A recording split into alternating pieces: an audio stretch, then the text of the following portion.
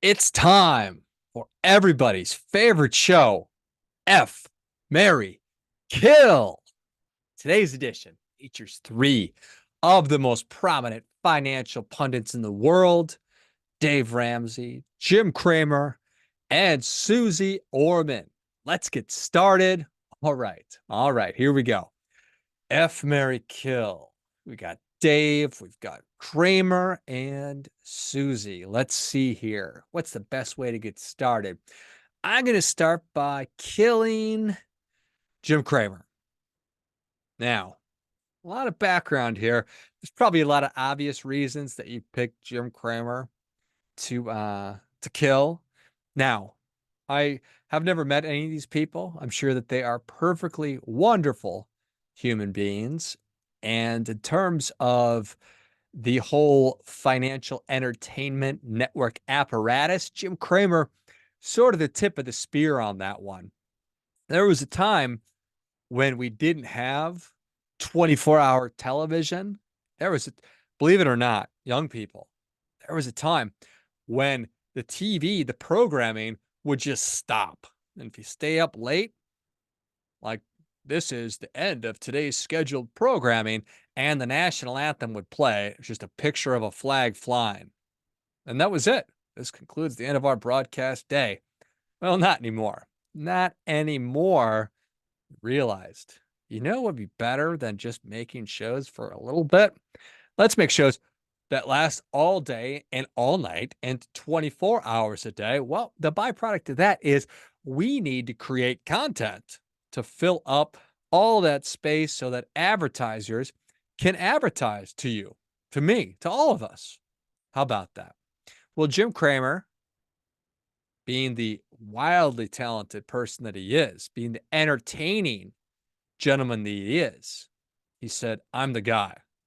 I can 100% do a show every day, talk about stock picks and buy, sell, and House of Pain and everything else. Have you ever seen Kramer? He puts on a good show. He's got his sleeves rolled up. He's locked in. He's got buttons that he hits, and I appreciate that. But there's sound effects. It is entertaining. What it is not is good, sound financial advice by any stretch of the imagination. In fact, if you didn't know this, there is a lot that has been written. If you were to simply take the opposite side of Kramer's takes, you'd make a lot of money. So I know that when I became aware of Jim Kramer, I was in my 20s and I didn't really know S about F. So I followed some of his advice. And believe it or not, it worked out exactly as you kind of think. I lost money. So anyway, when it comes to the need of networks to fill up 24 hours of content, flies literally in the face. In fact, it hits you right in the face of good financial decision making. So, and he's just wrong so much. So, long story short, I am killing Jim Kramer. Next, let's talk about marriage. And got rid of Cramer, so we're left with Dave Ramsey and Susie Orman. What am I going to do? Who am I going to marry here? I'm going to marry Dave Ramsey. I love Dave Ramsey. In fact, for years on the podcast, I've referred to him as Uncle Dave. I believe him to be the most important / impactful financial person that is around today. Why?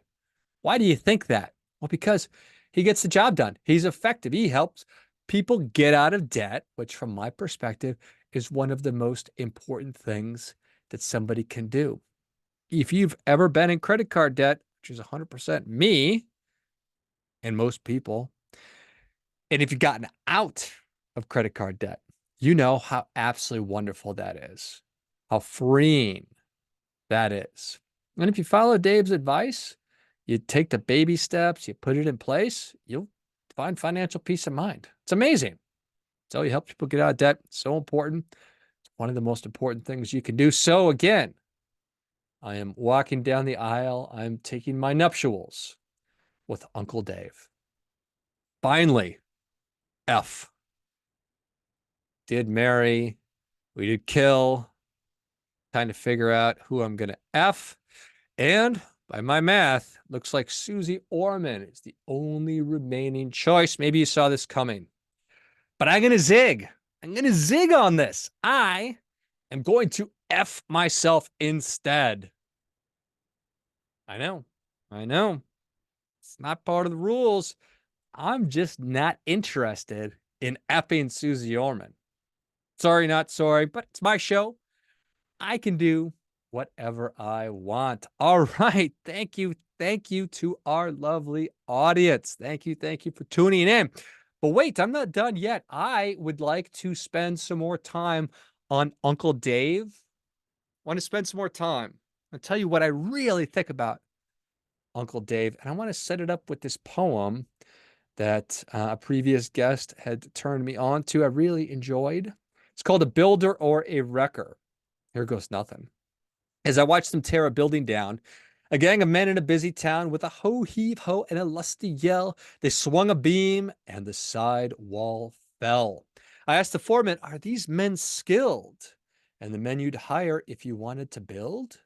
He gave a laugh and said, no, indeed. Just common labor is all I need. I can easily wreck in a day or two what builders have taken years to do. And I thought to myself as I went my way, which of these roles have I tried to play? Am I a builder who works with care, measuring life by rule and square? Am I shaping my work to a well-made plan, patiently doing the best I can? Or am I a wrecker who walks to town content with the labor of tearing down? Oh Lord, let my life and my labors be that which will build for eternity. Beautiful poem by Charles Franklin Ben-Vagar. The man in the arena, Teddy Roosevelt, also comes to mind when I think about Dave Ramsey and other people who are brave enough to put their work out there and to subject themselves to critique and to criticism. It's easy to be a critic. It's easy to be a wrecker. You could just take pot shots from the sidelines, player hating from the sidelines. It's a great term. It's really hard to build. It's really hard to have a positive impact. And it's even harder to do it consistently over a long period of time, things that Dave Ramsey certainly has done and continues to do. It's really easy to take shots and to criticize and to critique like the wrecker from a minute ago. It's an easy way out. Now, let's talk about something important.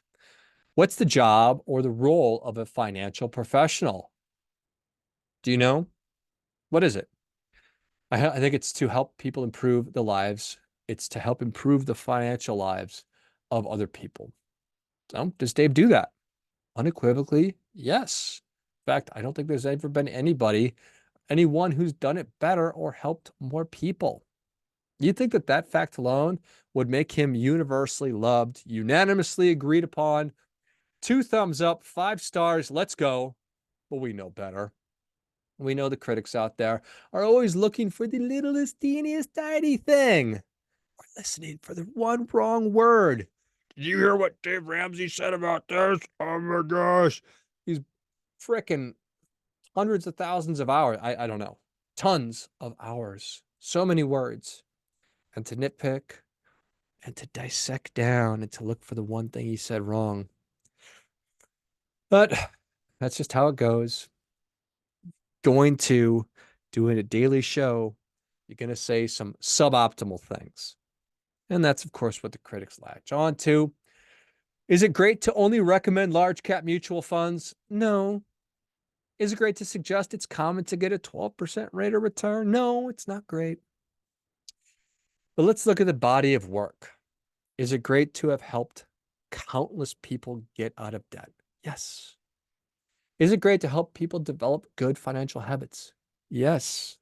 Let's dig a little bit deeper. Dig deeper, pull back, change our perspective a little bit, broaden our perspective. Let's break down the population. Let's assume that 20% of folks have their financial lives in order. They're dialed in. On the other end, 20% are just never going to get it all together. They're going to struggle forever with money. I wish it wasn't true. That leaves 60%. So the majority of folks in the middle who can go either way. Find financial success, struggle forever. Would helping those people get out of debt or stay out of debt, save 50% of their income, invest in the S&P 500, would that be a good thing? Yeah, of course it would be a good thing. Is it the most optimal thing in the world? Well, of course it's not, but it's solid. It's a foundation to build on. It's a foundation for any super fancy financial professionals to come in and to smooth off the rough edges. And because of that, you should say thank you to Uncle Dave, not criticize. He did the work of he did the hard work of helping them get out of debt, change their behaviors, save up an emergency fund, develop good habits. Now you can ride in fancy pants and create a wonderful asset allocation and try and get whatever rate of return you think is appropriate. Do all those things. So you should, again, say thank you. So much of financial success comes down to habits. Dave Ramsey helped people break bad habits and create new good ones. And for that, I believe him to be the most effective and important financial person ever. Friendly reminder that two things can be true at the same time. Somebody can be dispensing really valuable advice while at the same time saying stuff that's not always the optimal thing or the best. Doesn't make him a bad person. He's doing good work. In fact, it's very, very human, right? Just like the rest of us. Nobody's perfect. I'm cheering for Dave and hoping he keeps doing what he's doing for as long as he can do it, or as long as he wants to. All right. Quick recap. Kill Jim Kramer, marry Dave Ramsey, and F myself. Till next time. Remember, never going to be anybody more interested in your financial success than you are. So act accordingly.